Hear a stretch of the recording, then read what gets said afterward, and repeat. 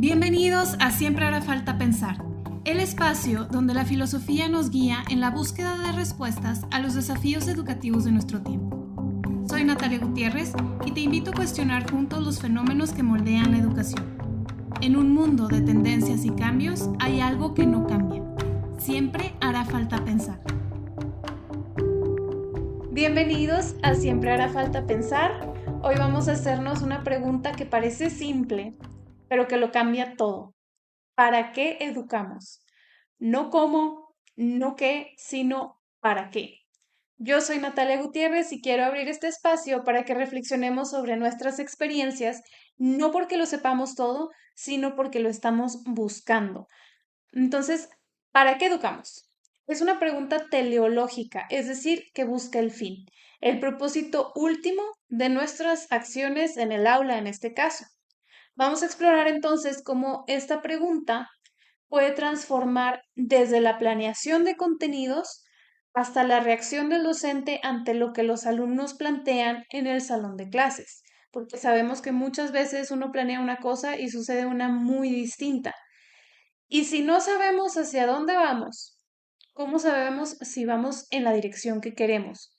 No se trata de decir, pues planeé para que aprendan este tema. ¿Para qué estamos en el salón de clases? Vamos más allá. ¿Qué es lo que queremos lograr en todo el ciclo escolar? ¿Ok? Vamos a llevarlo más lejos. Si volteamos, por ejemplo, a ver la biología, podemos argumentar sobre la función de los órganos de un ser vivo para asegurar su supervivencia o la de su especie.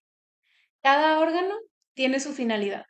De igual modo, podemos analizar las acciones humanas en función de su propósito. La educación en sí es una actividad bastante interesante, es una cumbre de humanidad. ¿A qué me refiero? Tenemos humanos, adultos, si quieren, educando a humanos más jóvenes, enseñando a otros lo mejor de nuestra especie, porque realmente eso es lo que enseñamos, los descubrimientos que han hecho otros, las formas de pensar para llegar a cierto tipo de conclusión, las formas de interrogación, etcétera, etcétera, etcétera. ¿Para qué hacemos todo esto? A veces parece que la educación ha perdido de vista su finalidad, pero no es la única actividad. En sí creo que esto es un tema de nuestro tiempo. Las actividades están tan especializadas que, por ejemplo, si alguien trabaja en la industria, muy pocos trabajadores alcanzan a ver el resultado final de aquello que hacen. Yo me especializo en hacer esta parte y entonces no alcanzo a ver el todo terminado y para qué le sirve a la sociedad. Si alguien trabaja, por ejemplo, en una oficina, hace sus tareas a lo mejor poniendo lo mejor de sí, pero no alcanza a ver el objetivo de todas esas tareas. Y vemos que muchas veces ese es el punto sobre el cual hay más quiebre en un ambiente organizacional porque precisamente no comunicamos el para qué de las cosas. Entonces es algo que es como una hora. Sin embargo, en el tema de la educación, a lo mejor sí tenemos una idea de que pues es que yo le estoy enseñando a leer al niño para que vaya y se gradúe, ¿no? Pero es más complejo que eso. Hay mucho más en cuanto a la finalidad de la educación. A nivel social, si hablamos de fines, las finalidades no son tan visibles como en otros momentos de la historia y vale la pena sumergirnos en esta búsqueda para entender qué estamos haciendo y para qué. La educación se ha vuelto muy técnica, muy instrumental. Estamos enfocados en planeaciones, en rúbricas, en indicadores, y todo esto es muy bueno, pero ¿sabemos para qué? ¿Estamos haciendo todas estas planeaciones pensando en objetivos? ¿Estamos evaluando, estamos haciendo rúbricas que verdaderamente nos aproximen hacia qué dirección vamos, hacia qué progreso tenemos en el avance hacia esa dirección? ¿Estamos realmente logrando el objetivo principal que nos pusimos como meta a la hora de empezar a enseñar a este grupo? ¿Qué pasa si enseñamos sin un porqué? O sea, ¿qué es lo peor que pueda salir? ¿No será Que la apatía de muchos estudiantes, por un lado, es respuesta a esa falta de horizonte en la mente del profesor. Justo al lanzar este proyecto, en una de las primeras semanas estuve tratando el tema de la apatía escolar en mi cuenta de Instagram y los mensajes que recibía era precisamente totalmente cierto. Los alumnos no se interesan, están muy desconectados de lo que está pasando en el salón de clases.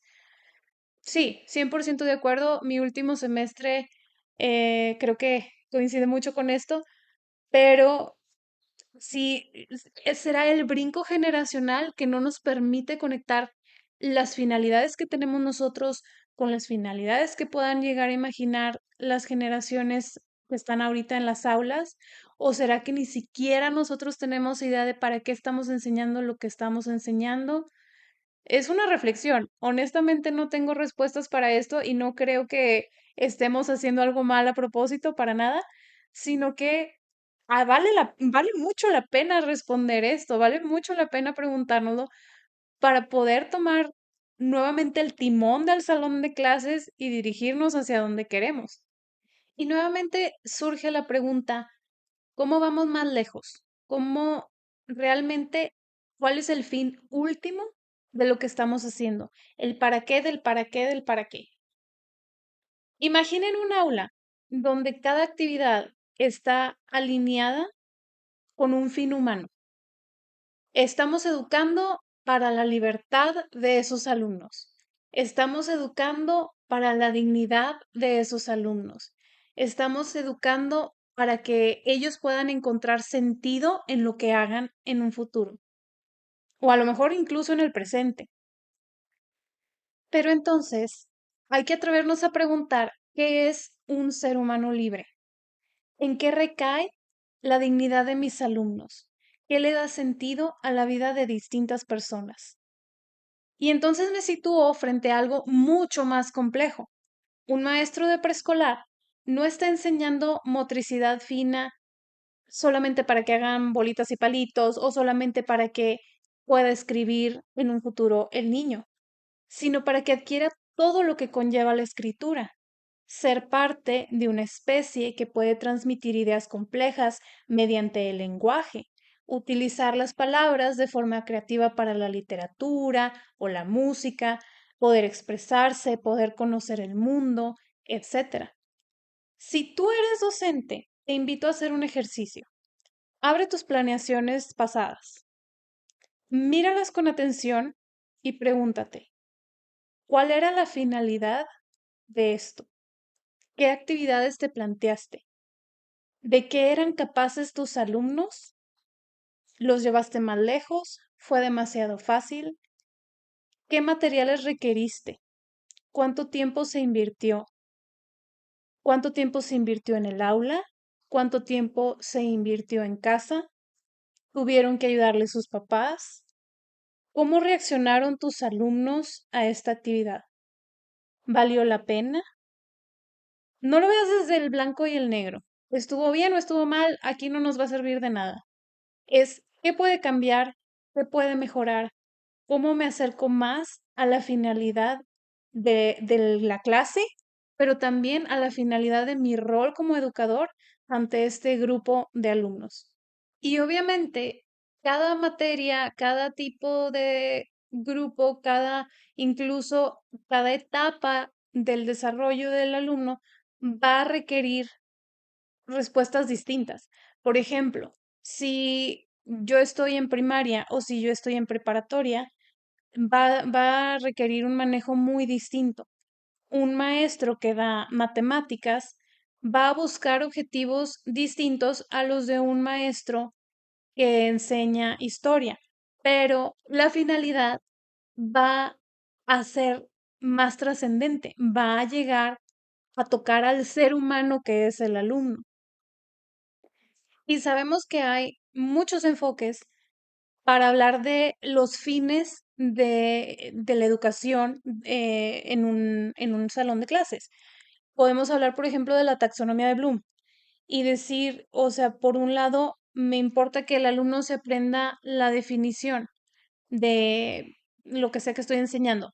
pero por otro lado quiero que lo lleve más allá, que lo extrapole, que lo evalúe, que sepa capaz de sintetizar, de comparar, de analizar, etcétera, etcétera, etcétera. Y todo esto va a ser de mucha utilidad. El querer llevar a los alumnos siempre más lejos es buenísimo, pero va a tener un propósito si realmente lo conectamos con la parte humana del alumno. Y encima, si estamos conscientes de que el alumno no es superpoderoso, también tiene sus límites.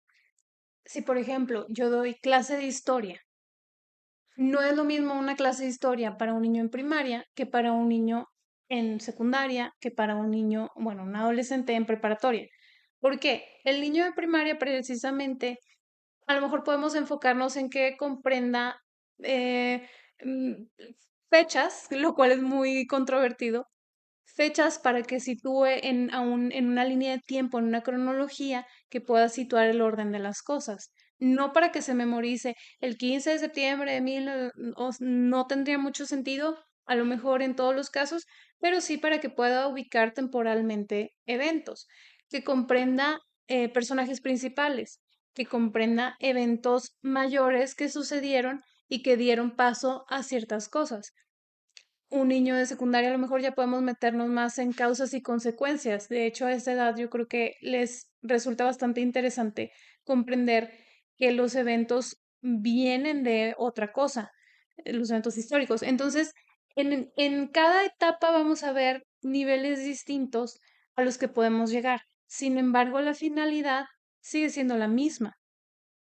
Hay una frase de Plutarco que me encanta, que dice, educar no es llenar un vaso, sino encender un fuego. Y creo que precisamente explica el qué tan lejos llega el que de poquito en poquito vamos añadiendo a un proceso que se convierte fuego completamente. O sea, es este incendio de todo lo que puede llegar a ser. No es la suma, la educación, no es la suma de lo poquito que va añadiendo cada maestro, que ya sé que parece mucho, pero digamos que es poco en comparación a la trayectoria académica de un alumno. Pero al final no es la suma, es la multiplicación. Cómo yo voy a potenciar lo que hizo el maestro anterior al añadir un poquito y el siguiente maestro todavía lo va a potenciar aún más y las experiencias de vida de los alumnos van a añadir para que esto dé otros frutos que a lo mejor no llegamos a imaginarnos, porque siendo sinceros, los retos actuales no llegamos a imaginarlos antes. Y aquí va a venir otro tema, que es la diferenciación entre fines y medios. Medio va a ser todo lo que me ayude a acercarme a este fin de darle mayor libertad, darle mayor dignidad al alumno. Por ejemplo, de medios estamos hablando la escritura. Un medio va a ser también la planeación de mis clases. Otro medio va a ser el libro. Otro medio, en este caso un medio de evaluación, va a ser el examen. Pero el examen a veces lo tratamos como si fuera el fin. Sobre todo los alumnos tratan el examen como si fuera el fin y entonces se aprenden un montón de cosas como medio para pasar el examen. Pero pues no va por ahí. Tenemos que ayudarlos también a ver mucho más lejos de solamente el examen como fin. Incluso los métodos, las estrategias, todo esto son medios valiosísimos siempre y cuando vayan encaminados al fin. ¿Y por qué todo esto?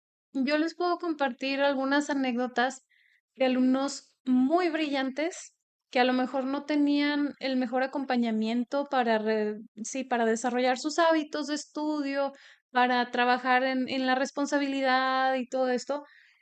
Y al final su inteligencia, que era muy bien dotada, no daba para que tuvieran buenos resultados académicos y no les permitía precisamente aprender todo lo que podían estar aprendiendo, etcétera. Y había quienes decían, no importa, o sea, este alumno, esta alumna tiene los suficientes privilegios para no preocuparse jamás por ir a una entrevista de trabajo o por vender algún producto entre su círculo de amistades y que no le vean la cara o cosas así. Entonces, tiene tal nivel de privilegios que probablemente nunca tenga que trabajar y por lo tanto, como maestro, me desentiendo de la educación de este alumno y simplemente, o sea, que pase y vámonos. Y a mí me parece catastrófico completamente, es un tipo de abuso. ¿Por qué? Porque el alumno tiene la capacidad y no se le está retando esa capacidad para que aumente, para que mejore, para que adquiera conocimientos que precisamente le dan la libertad de hacer lo que quiera en el futuro, con o sin el apoyo del privilegio que tiene ahorita. Entonces, es importante ver más allá de solamente el nivel de privilegio, por ejemplo, o de solamente los objetivos del salón de clases, los objetivos que nos plantean los sistemas, las escuelas, etcétera, van más allá, están encaminados a otra cosa, son un medio. Y el fin básicamente es el ser humano. El fin tiene esta dignidad. El fin requiere mucho más de nosotros que solamente un trabajo que podríamos llamar limitado. Nosotros sabemos como docentes que el tratar a los alumnos como fines requiere mucho tiempo, mucha atención, que nos importe a un nivel más personal y que nos haga trascender en nuestra actividad como docentes. Y yo sé que lo que estoy diciendo va a tener muchísima objeción porque precisamente nuestro sistema premia lo cuantificable, no precisamente lo que llega a ser significativo, pero que no podemos medir.